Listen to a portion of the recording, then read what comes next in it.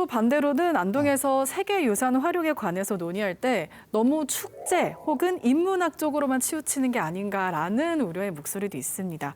이에 대해서는 다들 어떻게 생각하시나요? 예, 뭐 우리 안동의 유산이 결국은 그 문학 가치의 바탕을 두고 등재도 되고 인정을 그 가치를 인정을 받고 했기 때문에 앞으로 뭐 더더욱 인문 가치에 대한 어떤 제고나 축제 등을 통해서 정말 지역민들이 많이 이렇게 참석할 수 있도록 해야 된다는 것입니다. 올해부터 유산에 대한 어떤 중요성을 알고 해서 국제 탈춤 페스티벌도 이렇게 만들고 시대를 고민하는 그런 성찰할 수 있는 시간을 좀 가차해서 인문가치 포럼도 만들어내고 세계유산 축제를 이렇게 만들어내고 하는데 저는 굉장히 선제적으로 이러한 일들을 잘 해내고 있다고 생각을 합니다.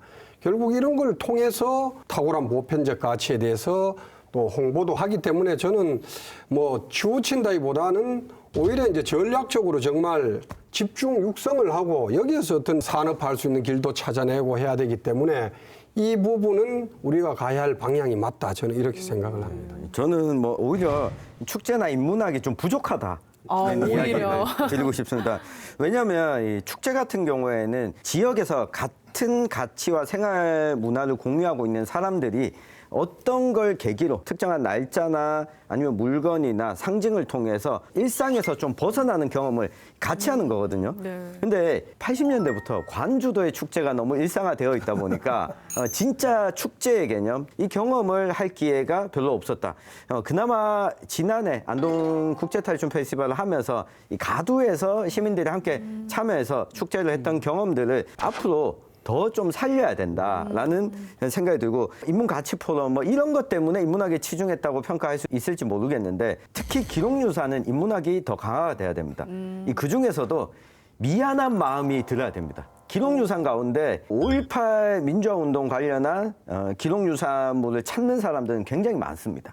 왜냐하면 과거에 민주화운동에 기록물을 남겼던 사람에 대한 미안한 마음을 가지고 있거든요. 근데 유교에 미안한 마음을 가지고 있는 사람이 없어요. 그렇다면 과거 유교의 가치를 일반적으로 그냥 오해하고 있는 것이 아니라 현재적 가치로서 의미 있는 것들을 좀 발굴해서 사람들과 공유하는 게 그러려면 인문학이 더 강화돼야 된다.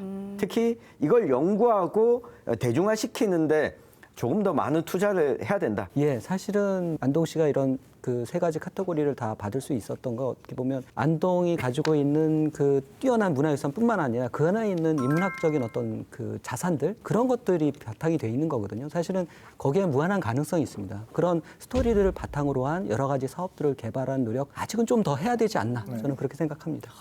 역시나 같은 의견이시네요.